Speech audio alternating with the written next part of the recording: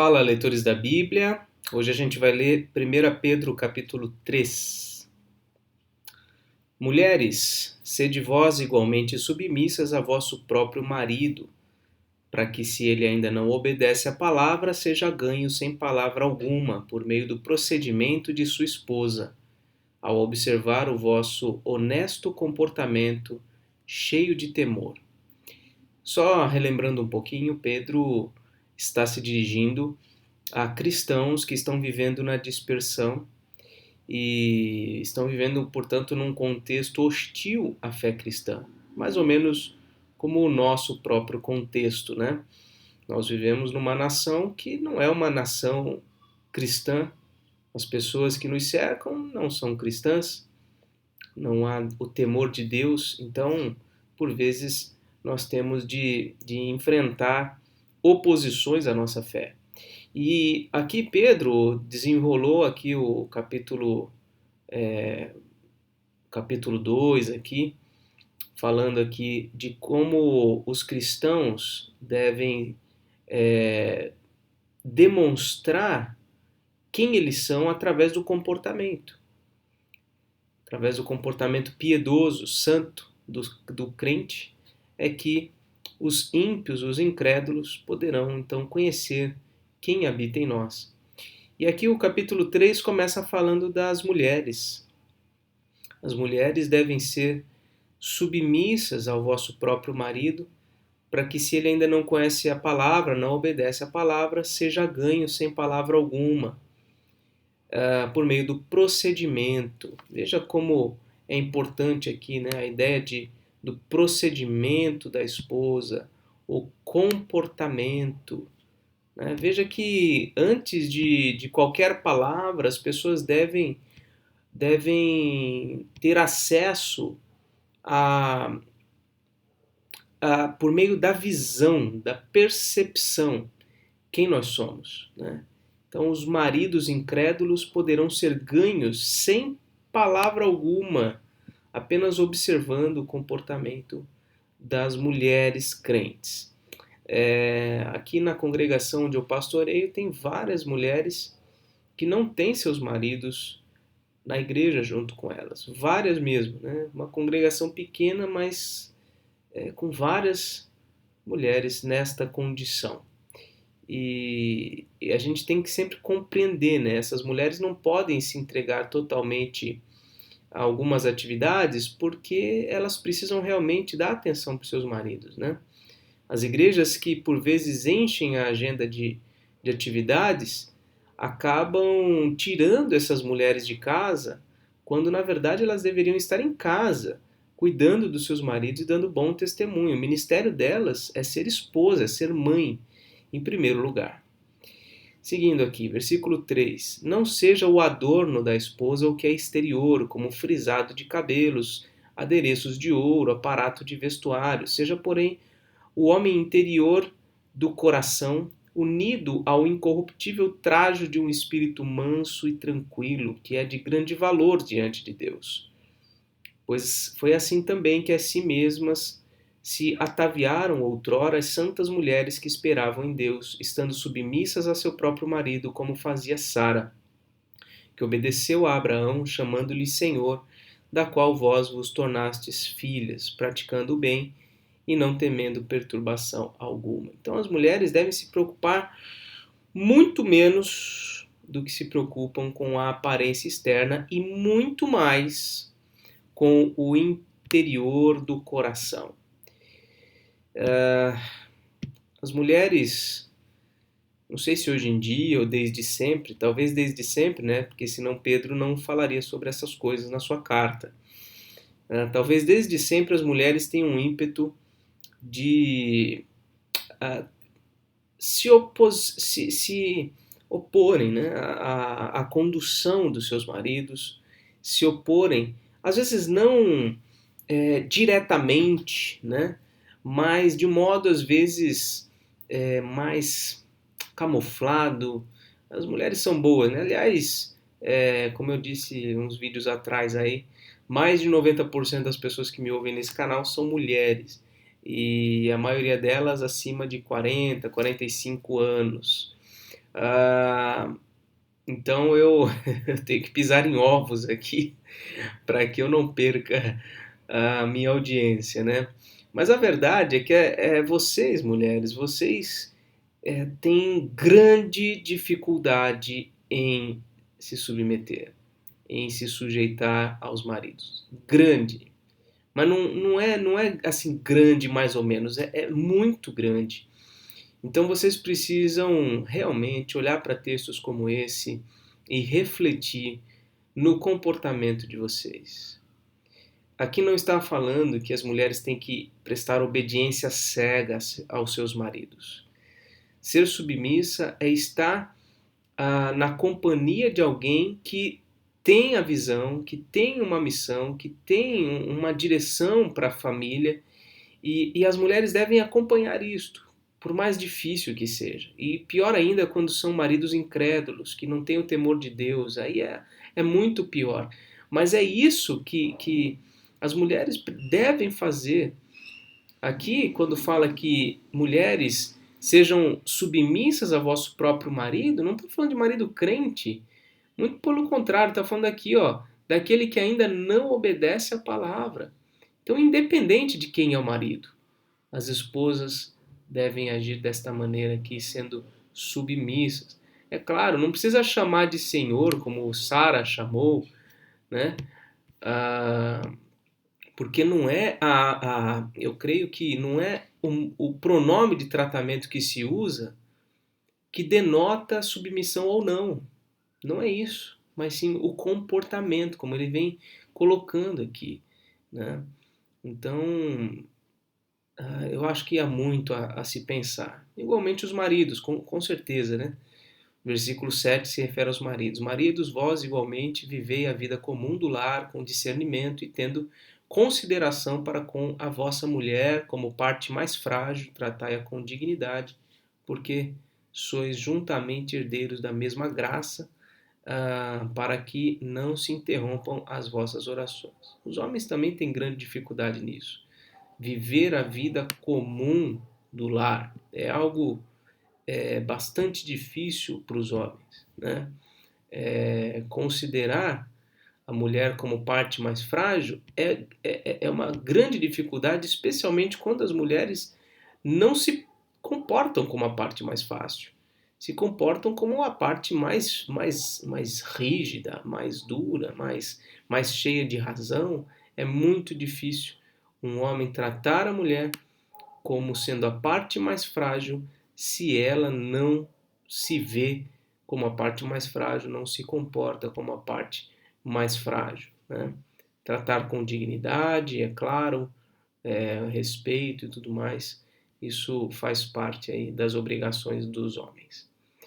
Versículo 8. Finalmente, sede todos de igual ânimo, compadecidos, fraternalmente amigos, misericordiosos, humildes, não pagando mal por mal ou injúria por injúria, antes pelo contrário, bendizendo, pois para isto mesmo fostes chamados, a fim de receberdes bênção por herança. Então, vários adjetivos, várias coisas aqui que devem estar presentes nas nossas vidas, né? Diz aqui o versículo 10: pois quem quer amar a vida e ver dias felizes, refreie a língua do mal e evite que os lábios falem dolosamente. Olha que interessante, né? Ele está usando aqui o uso da língua, né? Ele está associando o uso da língua à felicidade. Olha só, você quer viver dias felizes, refreie a sua língua do mal. Pare de falar coisas que não trazem edificação. Evite que os seus lábios falem dolosamente, né? Aparte-se do mal, pratique o que é bom, busque a paz, empenhe-se por alcançá-la, porque os olhos do Senhor repousam sobre os justos e os seus ouvidos estão abertos às suas súplicas, mas o rosto do Senhor está contra aqueles que praticam males. Esse trecho aqui, eu gosto muito desse trecho aqui, ele resume bem de fato como deve ser a vida cristã no trato uns com os outros, né? Devemos cuidar da língua, devemos nos compadecer, devemos ser amigos, devemos ser humildes, misericordiosos, devemos aqui, buscar a paz, né, com todos. Então, esse trecho aqui é um trecho muito importante, tá? Versículo 13. Ora, quem é que vos há de maltratar se fordes zelosos do que é bom? Mas ainda que venhais a sofrer por causa da justiça, bem-aventurados sois. Não vos amedronteis, portanto, com as suas ameaças, nem fiqueis alarmados. Antes, santificai a Cristo como Senhor em vosso coração, estando sempre preparados para responder a todo aquele que vos pedir razão da esperança que há em vós, fazendo-o, todavia, com mansidão e temor, com boa consciência, de modo que naquilo em que falam contra vós, fiquem envergonhados os que difamam o vosso bom procedimento em Cristo. Porque se for da vontade de Deus, é melhor que sofrais por praticardes o que é bom, do que praticando o mal. Pois também Cristo morreu uma única vez pelos pecados, o justo pelos injustos, para conduzir-vos a Deus. Morto sim na carne, mas vivificado no Espírito, no qual também foi e pregou aos espíritos em prisão, os quais noutro tempo foram desobedientes, quando a longanimidade de Deus aguardava nos dias de Noé, enquanto se preparava a arca, na qual poucos, a saber, 8 pessoas, foram salvos através da água, a qual, figurando o batismo, agora também vos salva, não sendo a remoção da imundícia da carne, mas a indignação de uma boa consciência para com Deus, por meio da ressurreição de Jesus Cristo, o qual, depois de ir para o céu, está à destra de Deus, ficando-lhe subordinados anjos e potestades e poderes. Texto complicadíssimo, né? Eu acho que fica mais fácil até aqui, ó. Até o versículo 17.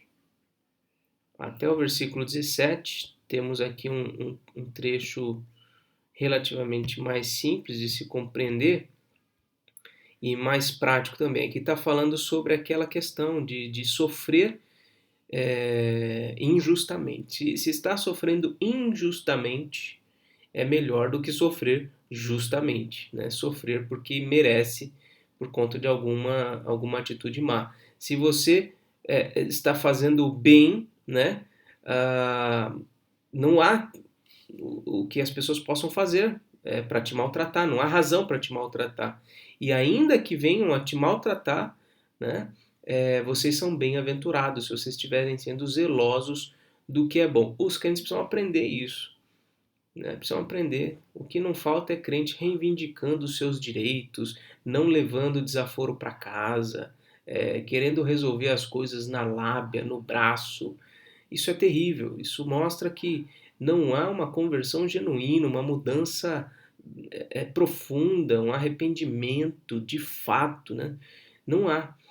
Então nós precisamos olhar para textos como esse aqui e nos aproximar mais do padrão de Deus. Né? Ao contrário de atitudes como essa, nós devemos santificar a Cristo no nosso coração e estar sempre prontos para responder a todo aquele que pedir razão da esperança que é em nós. Então, se o nosso comportamento está causando essa curiosidade nas pessoas, por que essa pessoa age dessa maneira?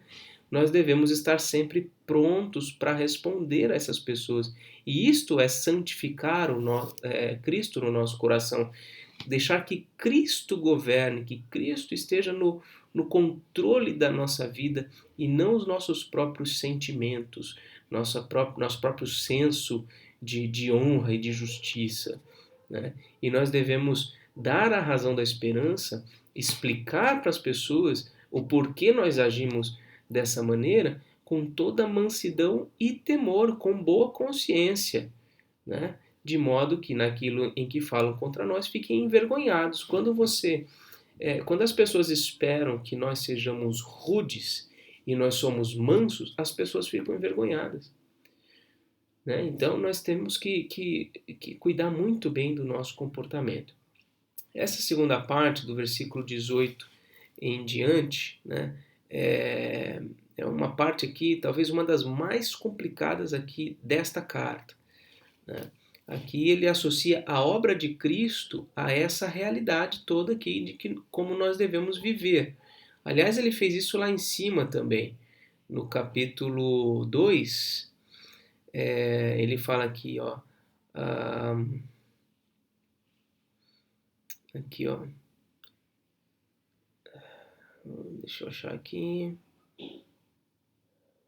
Aqui, ó. Assim, entretanto, quando praticais o bem, sois igualmente afligidos e o suportais com paciência, isso é grato diante de Deus. Porquanto, aí ele fala da obra de Cristo. Para isto mesmo fostes chamados, pois que também Cristo sofreu em vosso lugar. Então ele está mostrando, olha, vocês devem viver assim por causa da obra de Cristo. E aí ele explica a obra de Cristo. É a mesma coisa que no capítulo 3.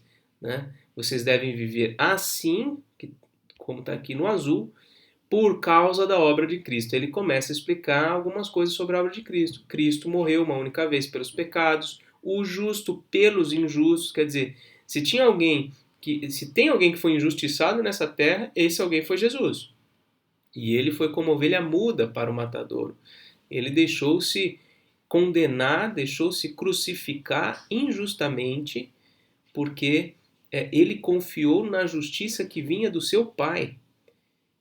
E de fato, a justiça do Pai não falhará. Né?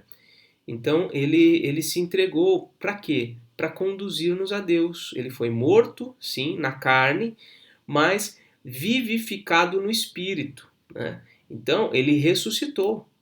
Ele ressuscitou. E aqui, em Espírito, aí Pedro entra num detalhe aqui complicadinho. Né? Tem muito debate sobre o sentido dessas palavras. Tá? Eu vou falar aqui panoramicamente, mais ou menos, aí como que eu penso a respeito disso aqui.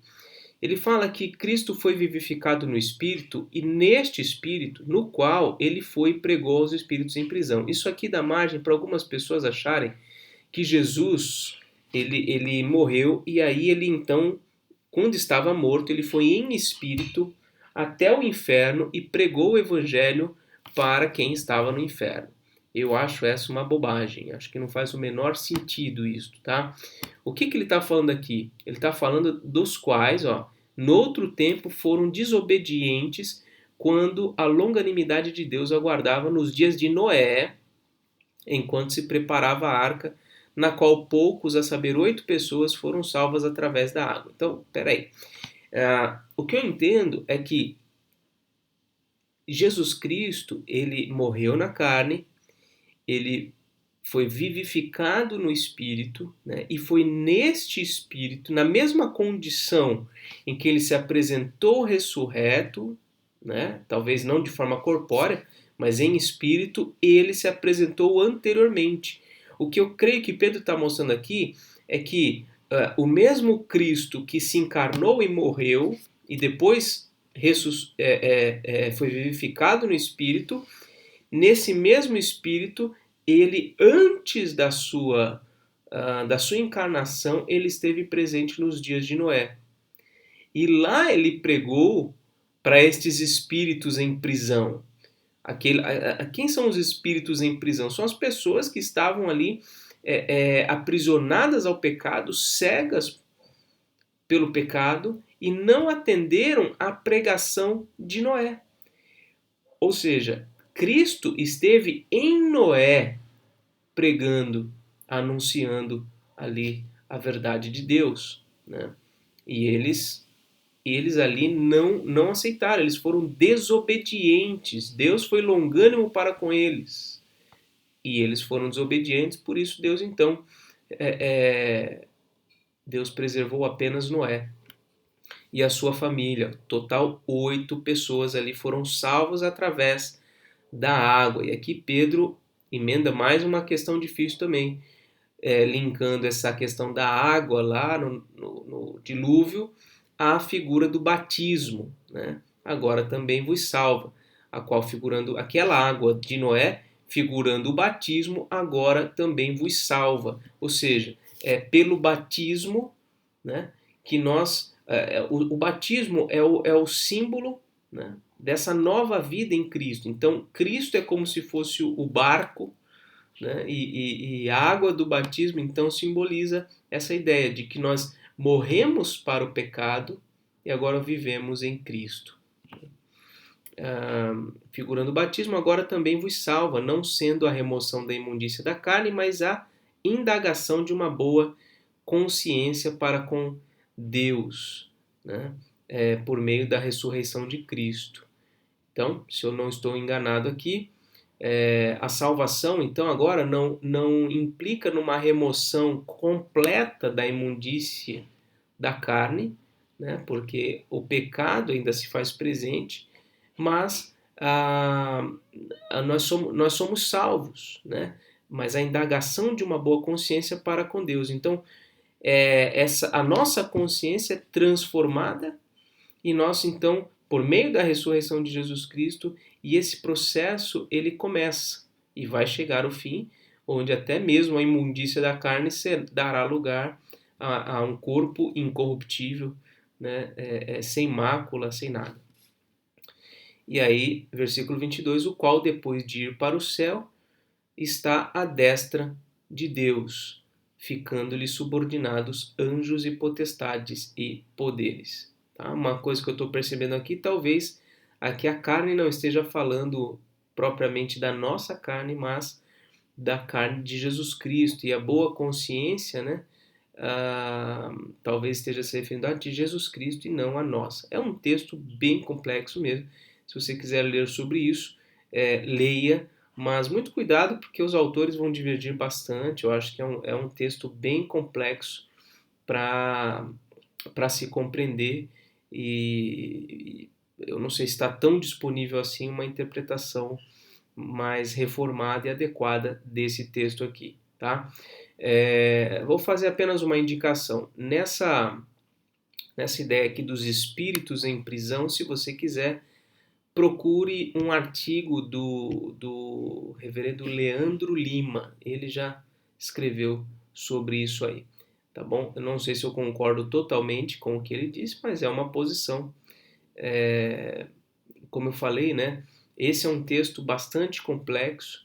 Quando o sentido do texto é complexo, é relativamente obscuro, o que nós fazemos? Rasgamos da nossa Bíblia e não falamos mais disso? Não.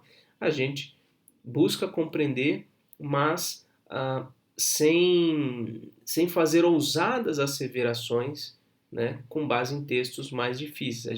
A gente, obviamente, se apoia nos textos mais fáceis. É assim que todo teólogo faz. Essa foi a leitura de hoje e amanhã a gente continua, se Deus quiser. Um grande abraço.